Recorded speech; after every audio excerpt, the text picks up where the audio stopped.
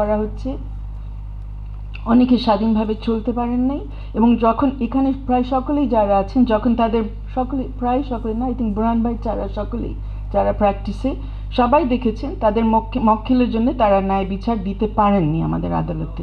তো এটা হলো আমাদের বাস্তবতা। এমন না যে আমরা কোনো স্বর্ণযুগ থেকে চলে এসে এখন আমরা অন্ধকারে ঢুকেছি।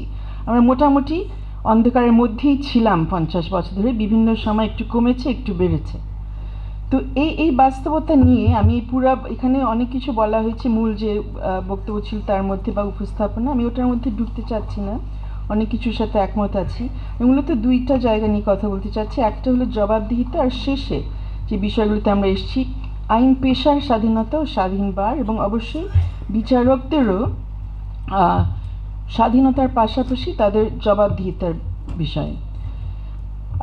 আমরা যেহেতু এই ক্রান্তিকালীন সময়ে এসছি একটা বিশেষ পরিস্থিতির মাধ্যমে, যেখানে এবং যেটা শেষ হলো সেই বৈষম্য নিরসনের ডাক দিয়ে, শুরুতেই দুটা প্রশ্ন রাখতে চাচ্ছি। একটা হলো যে আমরা যখন স্বাধীন বিচার ব্যবস্থার কথা বলি, সেই স্বাধীনতার সাথে বৈষম্যহীনতার ব্যাপার বা কতদূর প্রতিফলন পায় এই বিচার ব্যবস্থার মধ্যে।